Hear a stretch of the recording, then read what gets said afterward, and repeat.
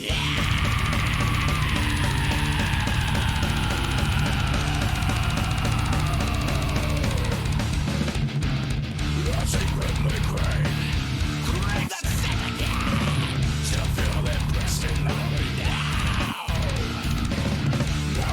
1, 2.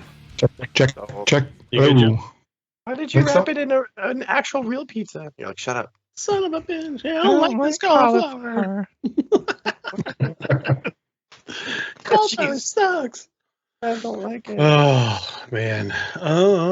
Hey guys, it's another episode of Unscripted. So as Cody would say, what do you want to talk about? You want to talk about some fantasy booking at the head of the table? The Rock pushed that out on Monday. That was interesting. Dave was there live, actually. Don't downplay it, Dave. Was there live in the arena? What was from your live point of view of the Rock? Oh no! Don't play. I wish I was live. No, I was not live. Oh, I thought you went. No, I was trying to pull a Joe and be really smart about it, and I'm gonna buy tickets at the last minute and then go. I don't know what it is, if it's WWE or if it's because the product's getting better. The prices did not drop whatsoever, even on the third-party sites. The third-party sites got so high that Ticketmaster had to drop them. We're not selling those. Like, you're ridiculous. The tickets got as high as, like, I want to say 400 or 500 for like almost nosebleeds by the time the start. No, thank you. San Diego Sports Arena. YOLO, buddy, YOLO. And I was like, well, it feels like someone leaked something, like they knew it was going to be The Rock or something. I mean, I know they did say there's going to be a former world champion, and maybe everybody just bet on the fact that it was going to be The Rock, which we could talk about the temporary swerve also in a minute. But the tickets did not even remotely come close to like cutting it in half like they would at the AEW event that Joe went to when they had trouble, selling the gate out. It was a completely different experience, and I'm like, I'm not paying that much money. I don't care if I'm right down the street. And I also wasn't sure if The Rock was going to be there, so I didn't do it. I didn't pull the trigger because it would have literally cost over $1,000 to take my family to Raw. I'm like, I'm not doing that. Like, I'm not going to do that. It's crazy. Yeah, but the tickets that were much. So sorry, I didn't mean to be confusing on that. But I had every intention of trying to go if it made sense financially, but I was like, it just got higher. It didn't get lower whatsoever. But I will tell you, because I watched the playback on Hulu, and I watched a ton of stuff on Insta, and that pop it's legit. I mean, it's insane from when he came out to when he mouthed off to Jinder. I know that some people say that lagged a little bit, but I thought the whole thing was great. I could tell Jinder was having a blast getting just ripped up by The Rock. It's kind of a privilege, right? It's kind of cool. And then getting the people's elbow at the end, and then at the very end of that, he says, "Rock's feeling a little hungry. Rock needs to go to get something to eat. Should he, where should he go?" And eventually says, "Should I go to the head of the table?" And the crowd loses their freaking minds. Everything we thought it was going to be over a year ago for SoFi, right? Which they just said didn't work out. There was either conflicts of money or conflicts of time frame. I don't know. But it sounds like it's going to happen, just a year delay. Thoughts? I don't know what they do. There's rumors that he's going to do Elimination Chamber in Australia. Right. I don't know. Like, I don't know if it would definitely sell out that stadium to see Rock and Roman, but is it the right thing to do? I think it's going to sell. It'll sell anyway. We'll talk. I feel like Rock and Roman has to be. They can't. I mean, again, Elimination Chamber is not a B pay-per-view, but it's a B pay-per-view. Right. Can't waste that. Why would you waste it there, kind of thing, right? Is what you're saying. And I think they go back to what everybody thought it was going to be. Is like Cody fights somebody. Cody's going to fight somebody on night one, and that's going to determine maybe there's there's an issue with the Royal Rumble, 2 people win, whatever, until night one, 2 people square off to find out who faces Roman on night 2. And then Roman fights Rock on night 1, beats Rock on night 1 to solidify his whatever, and then drops the title to Cody on night 2. Yeah. I mean, if that plays out, Joe, you'd be super duper smart if that plays out all the way into April. That's I remember, right? That was the rumor last year that they were going to do a 2-night play-in to the main event on night 2, and it never materialized because I didn't know until Rock recently spoke that they were talking to me about last year in LA, and I just couldn't make it work. So maybe they're just going to redo what they were going to do last year. If there's one thing that Triple H is really into, it's long-term storylines, but he knows how to cut in when he has to and insert something, like, so they could just pick up where they left off. Because really, like, with Cody losing, they kind of put everything on pause, and anything that happened in the middle of the year would have happened regardless of whether Cody won or lost at last year's WrestleMania. He would have done the same thing. He would have just defended the title against Brock. He would have just, you know what I mean? Like, it would have all been the same. Like, I don't think either one of them, Roman or Cody, because Roman hasn't been doing anything of any significance, which is what makes me think that, like, for some reason, maybe Cody was supposed to win last year, but, like, it was paused because they're like, well, but if we get The Rock next year, like, what? And we end the title streak now. Like, there's really, you know, I mean, Rock versus Roman would sell out no matter what, like, whether Roman loses the belts or not. But I mean, like, I feel like they've been very liquid with a lot of this, and they're just kind of calling audibles when they have to. But that's actually a pretty interesting point that, like, that whether or not Cody would have won, they probably just booked him essentially the same way. They go against Brock and whatever, blah blah blah. Maybe they're just like, let's push it. Sense. I mean, I think in the grand scheme of things, we talked about enough on this podcast about it that I think it was I think at least I think it's the right decision that they pushed it anyways, like that they didn't give Cody the title, but it's been working. I mean, for sure, Joe. Going back to the timeline, the first thing I thought, because I have another thread that a bunch of wrestling fans that are mainly AEW based, but they said, like, well, how is Rock gonna? You know, he's definitely wrestling at Mania. So Ari, I don't. Timeline gonna work? Needs to not mess around. Quit messing around.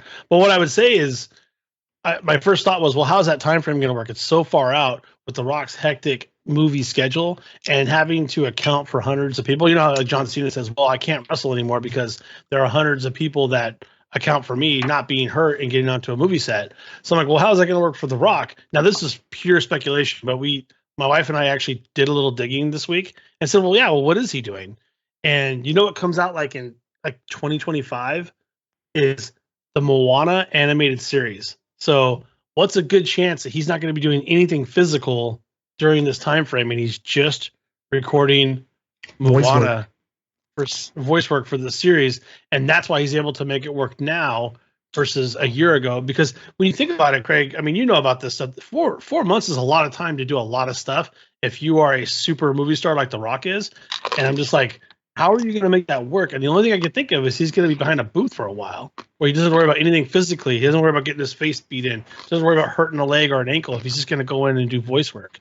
I don't know if you feel the same way, or have you thought about that? Or no, I'm just surprised because once the strike is over, everything that was on hold should have been like moving fast. So if there was anything in the hopper, he should be doing it right now. So either he has stopped his schedule or he's in a bit of a funk and doesn't have like Fast and Furious 10 or something where he's going to make 20 million ready to go. So, and maybe this is just, he's taking a little break. I don't know, because he was a bit overexposed. There's actually, there is like a Fast 10 that it's going to like pronounce him and one of the other major, it's not Vin, but somebody else that's supposed to pronounce him, I guess, a duo for, like, you know, like they did with the martial arts guy, Jason Statham.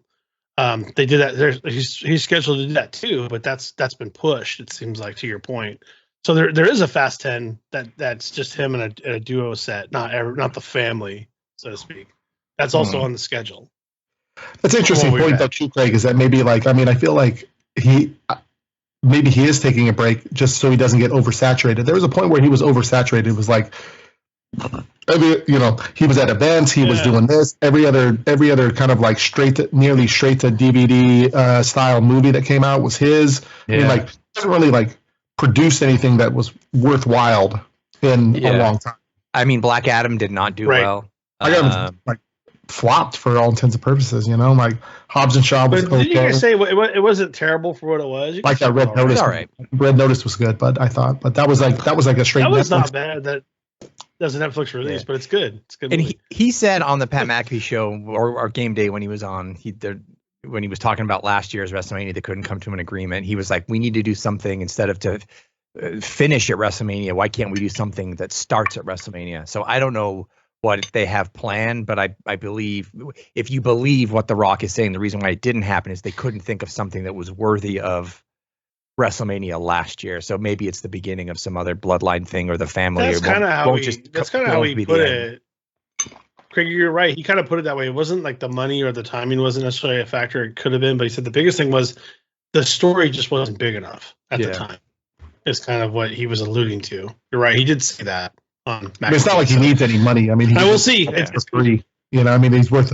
You know, what do they say? Like 900 million. I don't know how that happened exactly, but like. Yeah, he's got to be close to billionaire status. I mean, he's gonna be there. But you know, it's all about cementing your legacy at this point. You know, that's what he's trying to do. So he produces stuff too. I think it's a production company. Yeah, he'll be all right. He did Ballers, and he produced Ballers too, and he was in Ballers as well. Yeah. But he produced Ballers and making ice cream cakes with salt and straw. Yeah, just buying business. Yeah, man. So Rock's fine. Yeah, he'll be all right. Shifting some wings and some Rock energy. He owns Woo Wings. Selling some crypto out there. Let's go. Oh my god! Some Brahma coin. That's terrible. We're not nice. We're not nice people. Shifting gears a little bit, it's been announced that Money in the Bank is going to be in Toronto this year. That is now the 4th pay-per-view for this year that is out of the country. So it's very interesting that all of the pay-per-views that look like they're going to be out of country are announced because they need that kind of time to assure they sell out, I think, but also just to get those venues booked and get travel the way they need to associated, and probably get everybody's passports figured out and stuff too. But that's 4 out of 12 pay-per-views that are going to be out of country. I have a bit of a theory on this. I think this is going to make fans clamor even more for pay-per-views because they're so used. Oh, eventually they'll come to my town. Now you're going to see a different kind of a circuit, right? You're going to see something not so much in your backyard as much as you would think or close to you. And I saw Monday Night Raw like I was talking about. I think tickets are just going to get, unfortunately, even higher and out of reach for a lot of people that are just going to be clamoring to buy these. We're not going to see great deals. Definitely not in Los Angeles. Probably not in San Francisco, Joe, right? I mean, Craig might get a deal in Tennessee somewhere, possibly, but even then, like they did a great job out there in SummerSlam when they went at that stadium. They sold a lot of tickets there too. So I just didn't know if why they're going out of country, because you know they could sell out there. I just kind of wanted to see your guys' thoughts on that. I think that's the plan. That was the plan for even before the sale went public, even though we all knew it was going. The sale's been going on for a couple of years now, like them getting their shit in order and all that stuff. And, you know, getting all the people out of there that would make it look bad, even if he is the creator of the promotion. He was shit canned. Well, now he's back, but I mean, he was shit canned for a while too, while things went on. So I think that I think I might have said it last year. It's the smartest thing they can do for the B pay-per-views, like get them out of the country, because they are an international company, and I think maybe they got away from it because, you know, the pandemic happened. That put pause on everything. They weren't doing well before the pandemic. They weren't selling buildings out. They weren't doing anything. And then now this whole change has happened. And I think Nick Khan is pushing it. They're an international company. And I think in order to beat LY, like, you need to do things different or wrap the present differently to appeal to other people. So I think that's a smart thing to do. And it's really the only way, because every, you know, show this past year, 2023, seemed to break the fucking record. Oh, it's the most biggest gate. It's the biggest this, biggest that. Whatever stadium they're in, right? Yeah. Yeah. So I'm like, they have to. Having these B pay-per-views in out of country makes the crowd so hot. I mean, it's like it makes Toronto's going to be off the chain for Money in the Bank. Instead of doing it one night in like Elimination Chamber in Indianapolis, like, it's, you know, whatever. But when it's in Toronto, it's in Puerto Rico, it's in Australia, it's wherever, like they don't get pay-per-views. So like that crowd is electric, man. Like, and it makes a whole different vibe. It serves like 3 purposes. It's basically, instead of doing a one night on a Sunday in, as Joe said, Indianapolis, Indiana or whatever, you make it a week-long event with like all this like months-long build and PR and brand for, like, it's a week-long. They're probably making as much money as they do for WrestleMania. Pay-per-view there, yeah. So they're making WrestleMania money on every off-month pay-per-view, with it being overseas and pushing like the overseas kind of brand and PR. It's super, super smart. I think it's awesome for like even like U.S. fans. Like it makes me want to like say I was thinking about going to Australia. I'm like, oh, Australia would be cool to go to. I'm like, well, why don't I just time it so that I can go to Money in the Bank in Australia and visit Australia? It's like I remember meeting people that like they're called eclipse chasers or whatever, and they follow there's always an eclipse around the world, and it's like sometimes it's in Indonesia, sometimes it's in Chile, sometimes it's in Oregon, sometimes it's whatever. Interesting. Yeah. People just plan their vacations every year based on where that's going to be, and it takes them to a new location. I'm like, we can do that with wrestling too. It's like, oh yeah, like I've never been to England. I would like to go to Wembley Stadium and watch whatever, and I'll just build my vacation around the time that WWE is going to be there. Craig, you touched on something very interesting. We called it a week-long event.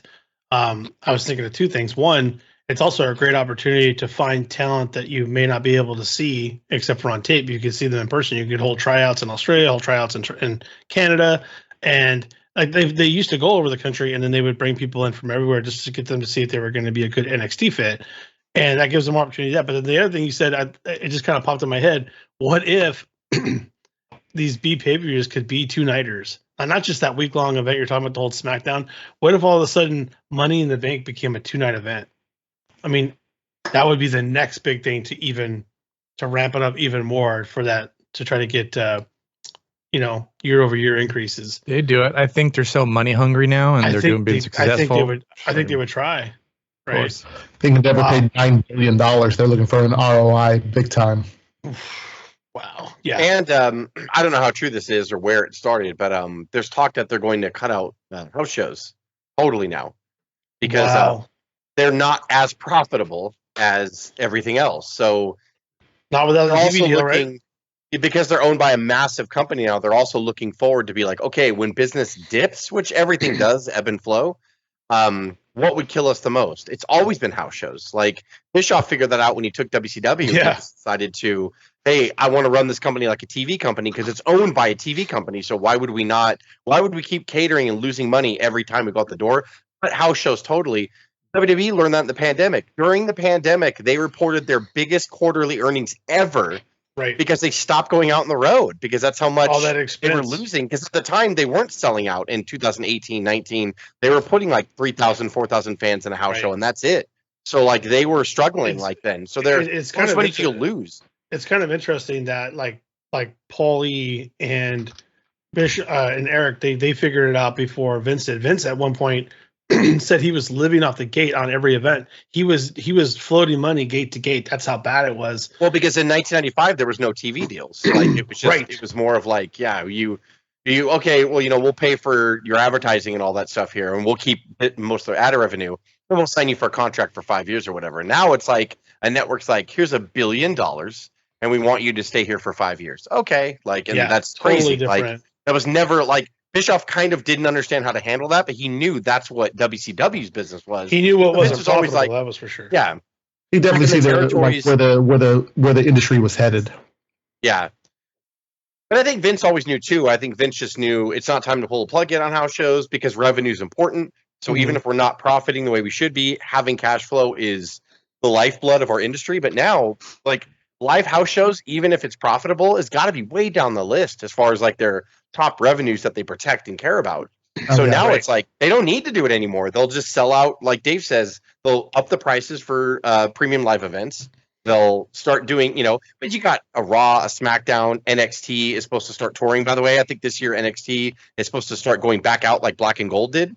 So they're supposed to start touring around and all that stuff too. Because the product's hot again. You pull out your C brand when your product's hot. Now that's going to even tour. So like, to different places for their premium live events. And maybe they'll have more NXT premium live events. And they got a CW deal. So it's like, man, like, yeah, they're just going to charge more for pay-per-views and stuff like that. And, we got Raw every week, SmackDown every week, NXT every week. We do have a lot already. And you have a premium live event every month. So it's not like they're going to go away. You can still get tickets. No. But yeah, it's going to be harder to get tickets. And in the grand scheme of thing, like, I don't know, like, I mean, house shows were always good for Young talent. Back in the day, because there wasn't a lot of pay-per-view events and whatever, and like you could take a family, you could take the family and the kids or whatever, but like as fans of this age, I'm like, I don't really want to go to a house show anyways. Like, as a lifelong wrestling fan, like I went to the December 30th LA Forum house show. I took my 2 7-year-olds. They got to see wrestling for the first time. They loved it. I mean, the product's hot right now. They were sold out. Just as much people we saw there for Full Gear was there for this house show. And there's a distinct difference. Like the brands are different, but I mean, like even watching this was totally a house show. Every face got on the mic after his match. I just want to thank you guys for coming out. Like it was all, and I just remembered like interaction. And in my mind, I thought like because the rumor had been leaked for a couple months now that they're gonna extend house shows. I was like, we don't need this anymore. Like, I mean, don't get me wrong. Like, it's cool that they got to come in like sort of our area, and my kids got to see it. But because I wouldn't take them on a Monday night because it's school night to see Raw or anything like that. Maybe if they came in my area for a SmackDown on Friday, I would. But so it was cool. Like I do miss that. But I mean, like overall, I was like, this is all vanilla. All the endings were safe. All the matches were super. They weren't like super quick, but they weren't long either. Like it wasn't like it was. You could tell they did their basic spots, and the right person won. And there we go. Like it was just sort of okay. Like we don't need this. As cool as it is to see the business doing so well. That they put 13,000 people in the forum for a fucking house show, which is amazing that they're back to that level. I'm still like, I mean, why do we need this? Like any of this? Like even the opening match was LA Knight against Jimmy Uso in a cage, and I'm like, first of all, you're opening up in a cage, and the match was like 6 minutes long, 7 minutes long. I mean, it wasn't that long. It was just basically boom, spot, boom, boom. Ellie's down, gets beat up for a while, gets a crowd to clap and cheer for him, and then he comes back, hits his move. There you go. It was a little different. They did some false finishes or whatever, but like you can tell they've worked that into house shows. Like the Triple H and Shawn Michaels effect is in full effect in matches now. But like I was just like, this is all completely vanilla, like house show. We don't need it anymore per se. Yeah. Interesting. Yeah, no, I agree. Yeah. Shifting gears out of WWE, we got someone that's normally on this podcast week. He couldn't make it this week. That wouldn't stop talking about the fact that MJF is now off the roster, been totally pulled since he's lost the title to Samoa Joe. I know what it is. I have no problem saying what it is. What are your guys' thoughts on that? Well, I think we said it last week too. Joe actually said it. He's like, MJF can't do half the shit that like he gets away with on AEW. He can't do that on WWF programming. So they, listen, he's talented enough to make it in the WWE. I'm not suggesting that, but when you go into that big pool of all those big names, like even the Drew McIntyres and the LA Knights and all that stuff, like MJF would be just as big as them, which is not bad to be. But I don't know if MJF's going to be made in WrestleMania anytime soon. I called it self-castration is what I called it. Yeah, he's going to stay. They took it off to give the illusion. Adam Cole, when he did his little promo as why he turned or whatever on Dynamite this week, was like, he's never coming back. I'm like, they wouldn't say that if he left. They wouldn't even bring him up anymore. They bring him up once at the beginning of the promo and then move on. They wouldn't keep bringing up MJF. He's going to be back. He's healing his injuries. He'll be back in February sometime or March, and then to a massive pop. He'll be more over than he ever was before. And I think that that's the right thing to do with MJF right now. Samoa Joe's champion, which is fucking awesome. I love that. I love that. I love that too. Yeah. But he's taking a well-deserved break. He has carried that place on his back for over a year. Yeah, they need to see what they can do without him too. They need to figure it out. There's so many things that we could talk about. I don't want to say that are broken, but we had an episode on how to fix AEW a few months back. Well, it's been clouded with injuries and the Punk experiment 100%. Failed, and I think a lot of the storylines were going to intertwine with Punk. And when Punk left, it was like, okay, like now we don't know what the fuck to do. And then the Adam Cole storyline was the hot storyline, and then Adam Cole gets injured because he jumped off the fucking ramp and broke his ankle. And it's like, what? Wow! Like everything was like snake bitten, like from the beginning. So now they can't even pay off the big storyline, which I still think they did fine. To me, there was nobody else that should have been the devil but Adam Cole. Yeah, I said that from the beginning. There's no other reason. Sometimes the most obvious storyline is the right one to do. Like, and they did the right one. He's just not healthy. Sometimes you just have to give us what makes sense. Yeah. Yeah. And that makes total sense. I love Adam Cole as a heel. I love because MJF has proven that he's such a great face. MJF now, to me, I'm like that pop when he comes back and tries to get Adam, and Adam's protected by all of his little soldiers now. I love that they put Wardlow in the group because they fucked Wardlow up so bad. Like at least he's getting something. I love that he's got like they call it his group name now is called the Undisputed Kingdom. And so at first Roderick Strong bothered the shit out of me when he was doing the net gimmick or whatever, but then he got funnier and funnier, and I forgot how good Roderick Strong is when he's healthy, and he's healthy and cleared now, and he wrestled not this past week, but the week before he wrestled on Dynamite.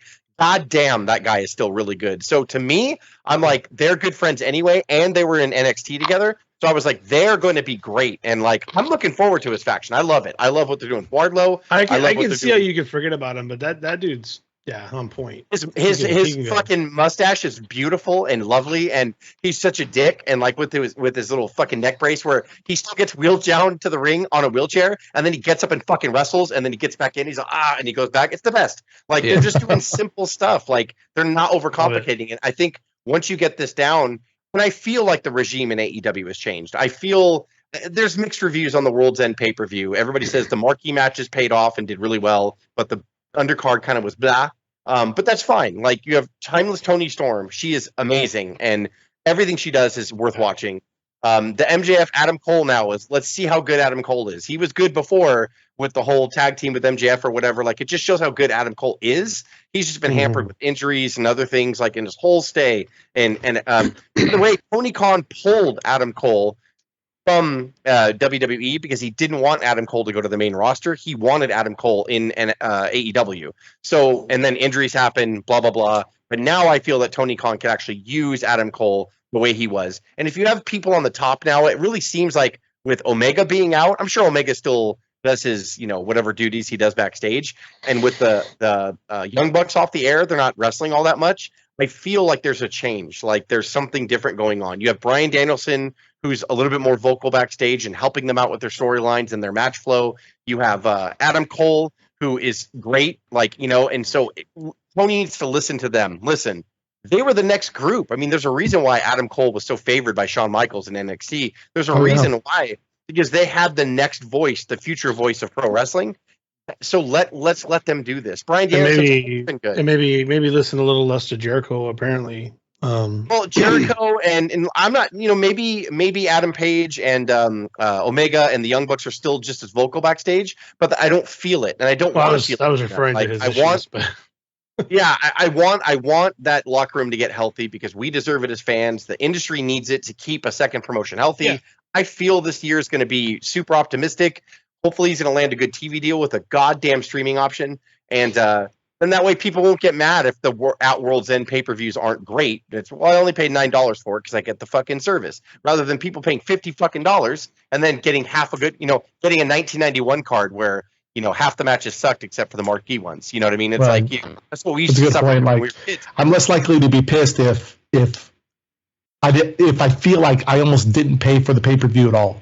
Even though most of their pay-per-views do hit home runs, to be fair to them. No. When they have a stinker, it echoes louder when they have one stinker. It's like, whoa, it's also, it's not even that, I feel like it's not even that they're stinkers or that they're like whatever. It's just that most of their product is so good. Same with WWE. Most of their product is so good that when you do have matches that, they're not 1995. They're not 1995 matches, but they're like they're 2023 matches, but they're a 6 or a 7. Well, out of 10, a 6 out of 10 in 2023 beats everything that 1995 had to make. But we're spoiled a little bit, and so we're like, oh well, that was.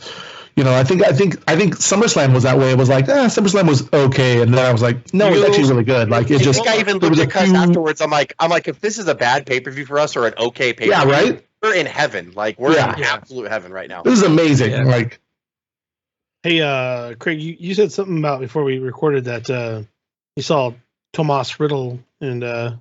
Ziggy Zig, and going for Wrestle Kingdom. Is that what you said? Yeah, there's a bunch of guys that their non-competes ended recently. Hey. And so with Wrestle Kingdom, just a couple days ago, saw Nick Nemeth, a.k.a. Dolph Ziggler, have a program with Dave Finlay there at the arena. And then the next day, Matt Riddle appeared on video and I think challenged Tanahashi, the new president of New Japan. So I'm loving that for New Japan, by the way, Greg. They needed some new blood like that, and along with they need to get an American presence again. When we saw them in Long Beach, they had an American presence thanks to Omega, the Bucks, and Cody. And now there's just no American influence anymore. But I want New Japan to come back out here because they're great and they're excellent. Fantastic. And the product's good. So I would love for some American names like Dolphin. When the Americans clash with their foundation, it's always great wrestling. It's fantastic wrestling. So I think there's a lot of. I think we're going to see the best of Dolph Ziggler. Hopefully, he has not passed his prime. I think what he can do. Barely if he pulls another Cody. He's going to be awesome. He's and then we've Cuz is relentlessly sent us links of All Japan probably doing a deal with WWE at some point, which is cool. Could we be seeing a B pay-per-view in Japan this year? Maybe. That'd be cool. Let's do it. I'm all fucking for it. Not every venue is announced. The only venues that have been announced past a few months are the international ones, and I think there could be more. As we talked about. Doesn't it? Man. In the early '90s, WCW, and even the late '80s, WCW was always game to get New Japan involved, and I loved it as a young guy. It was good stuff. Because Vince was always such a bubble. His promotion is the only one that ever existed, and it's the only one that matters, and that's fine. But we always liked WCW for as imperfect as it was. I was like, oh, we get to see Muda, we get to see Chono, we get to see a bunch of other stars come over here, Liger, and all that stuff, and we got to see all that shit, and because of that relationship, because one promotion or two, they care now. And AEW is kind of taking that place of they do a pay-per-view once a year called the Forbidden Door. Whatever you feel about the phrase is irrelevant. It's just that WCW used to do that all the time. It was always the WCW Super Japan show. That they do it almost every year. You would see awesome stuff. They go to the Tokyo Dome and do a whole couple shows there. And it's man, Steiners used to try to murder people. When they would go over there, it was okay to murder. Basically, Scott Steiner's I'm just gonna go. And I'm going to do a corkscrew pile driver on everybody I see. And we got to see different, Sting was different. He had a more, hardcore wrestling style to himself because they had to be stiffer because the New Japan athletes challenged them. And, it was like a competition. It was oh, you Americans are soft and you're all show. And they're no, we'll show you. And we loved it. We loved it growing up. Yeah. Nice so they could do. Too. Let's do all of it. Let's just. I'll put everything. I feel like every week we say it, man, but it's a great time for wrestling. Great time for wrestling. As Craig says, see you at the matches. I guess not anymore. If they're cutting all house shows, I guess I won't see you at the matches. see you at the PLE. Yeah. See you on Twitter. I guess. See you on when I have $500 to buy a ticket. We're talking about The Rock on Raw. Raw was subtitled Day One because for a couple of years they did the Day One pay-per-view on January 1st or whatever. Oh yeah. And then now they stopped doing that, which I kind of like it because it was always two pay-per-views, that and the Rumble, and two pay-per-views or even premium live events in 1 year is a lot. So I like that they theme titled because when WWE does it, it's fine to do, but when AEW would do a special Dynamite called, Winter's Coming or Fight or whatever, they would be fucking tricks, all your tricks to get bigger ratings. I'm no, WCW did that all the time. It was called Clash of the Champions, and WCW did it. Well, they originally did it to fight against WrestleMania, but WCW did it because they didn't have pay-per-views once a month, and Vince relied heavily on the main event and Saturday Night's main event because they didn't have pay-per-views once a month. But once both companies got to the stage where every fucking month was pay-per-view, they dropped Clash of the Champions, they dropped Saturday Night's main event. It's just because AEW doesn't do a pay-per-view every month, they do it 4 or 5 times a year. They're looking like they're heading towards once a month. I don't mind them theming a Dynamite or a Dynamite and a Rampage or whatever. Yeah, I liked Day One Raw. It was a better Raw because 3 hours is too long. But the networks are giving them tons of money and the ratings are up and they're selling out. So what's the problem here? So it's they're going to stay 3 hours. They're never going to go down to 2, especially with the ad revenue and the deal being so good and all their production costs are covered. So it's yeah, we'll do 3 hours for you. So I like the fact that they will theme. They should do Monday Night Raw, King of the Ring. They should do, you know what I mean? They should do all that shit. I love it. I love it. But it's okay if WWE does it. If anybody else does it, it's bullshit. It's so stupid. I'm what's this? You know what we didn't talk about is Kevin Dunn. His last day of the company was January 1st. End of an era. That's the guy that's been around for 35 years. Vince's right-hand man. Nothing got done without him. Every single decision on production or television. I know that a lot of people are happy that the cuts have gone away, and they've, the camera angle changes, the rapid fire camera angle changes. They used to drive people crazy.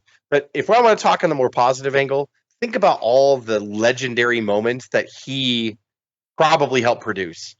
Vince's close-up coming up from the ring at WrestleMania 19 when he looked like the devil. Like Hogan and Rock stare off. The way the camera angle shot them looking back and forth and how perfect that was. Look, he bothered me too. But there's a reason why he worked for Vince for 100 years. And it's because that he knew how to produce big moments. He's a good TV producer. Don't forget the MJF glasses with Roman right in them. Don't forget that angle. That was recent. That was pretty cool.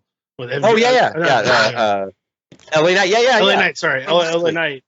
And so the camera angle right where Roman just clips, just like video packages and putting out, amazing packages. Making you care about a match you had no right to care about. Right. It'll be there versus Nikolai Volkov, and they could produce a package that would make you like, dude, I can't fucking wait to watch that match. Well, and not even that. Like, if you knew nothing about the storyline, just watch the package and you'll be fine. Yeah. The guardrail changes at ringside, the lighting, the settings and stages every year, and the evolution of those. All fell under Kevin Dunn, probably. Yeah. And that's crazy to think that, people, it just shows that most of the people that bitch, they don't really know a lot about wrestling, even though they like to watch it every week. Like I've said it a million times, as we became adults, we had to find different reasons to still watch wrestling. So we gravitate to the behind the scenes shit. Craig's always been a production guy. He loves camera angles. Oh, did you see that shot? And it's just, there's different things that keep us involved now. Cause the storylines are soap opera storylines. I get it. But there's other cool things that we want to latch onto. Yes, the quick cuts drove me insane. Yes, the camera shaking. My God, it made me, I can't count how many times I turned the fucking show off because I couldn't do it anymore. I was just irritated because the product was bland at the time. And then when the camera shakes a fucking million times when someone just is right-handing somebody in the corner, I'm like, and I'm changing the channel. I don't care. I'll watch anything else besides this crap. I'm getting mad just reliving that. But how do they not get away with not posting seizure warnings before each show with those kind of movements? It's what Vince wanted, So Vince probably kept pushing him that way. He's like, yeah, Kevin, yeah. They liked it. It was what they. It looks real. Chemistry. Well, there was a period where that you could get down on a video game, right? Like your controller shook when certain things happened, whatever, and it was just it was naturally that they're like, yeah, we're gonna try. I mean, the WWF or WWE, if anything, Vince was always willing to try something new, even if it sucked. He's like, let's try it. Let's see what. And especially if it sucked, he's like, let's do it more now because he knows that. He wants to force it. But that's the only bad thing. But you can only get to a good idea with a bunch of bad ideas first, So I get what you're saying, Joe. But to Justin's point, he would run something into the ground, even if it was the most horrible thing ever. And apparently, the story goes, I think it was Kevin Dunn's dad worked for Vince back in the Titan Sports days. And he was traveling with the videotape library to Baltimore, and his car caught fire, or the whatever truck they were in. And he took all the tapes out himself and saved them from a car fire. And Vince McMahon said the Dunn family will always have a job. Vince would have been out of business by losing his library in a car fire.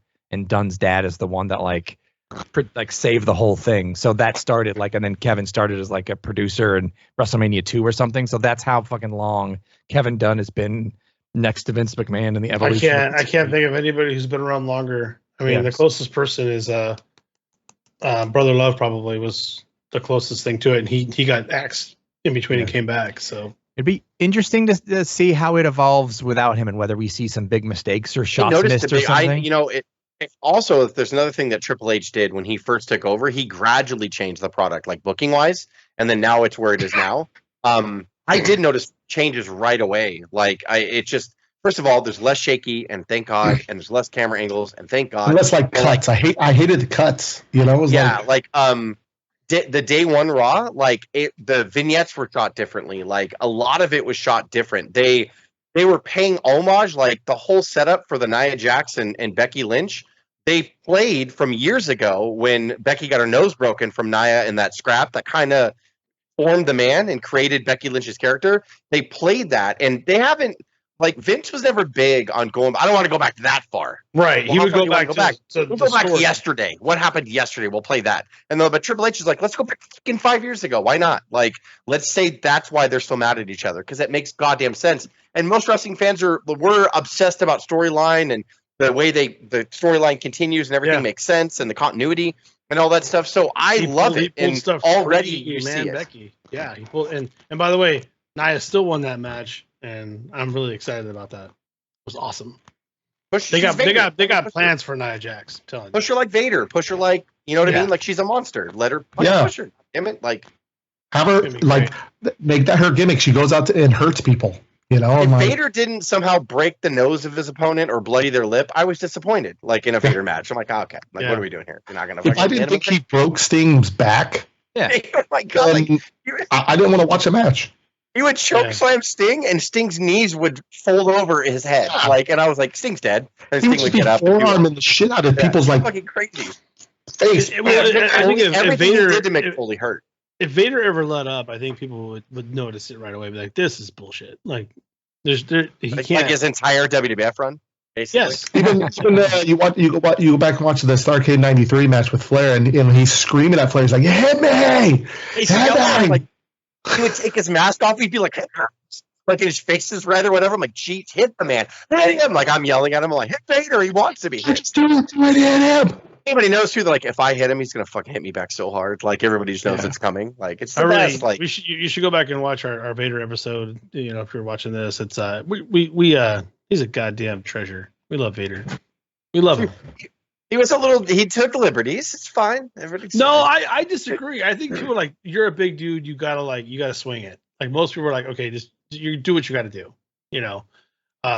Some people probably didn't like it, but they knew. It's like Andre. Like Joe Thurman was like, no, I don't like this. My bad. I don't like this. That's how he says it too. But I don't like any of this. No, it's not. And like a Vader documentary, everybody's talking good, and then it just cuts to Joe Thurman. He's like, I was not a fan of anything that we engaged in. I didn't like it. It's like macho wrestling Andre all the time and stepping on his hair, and just hated it. Oh. Just hated it. No baby oil. No baby oil. You pissed Andre off. He's like, oh, like you knew it when you were getting the shit beat out of you. If he stepped out of here.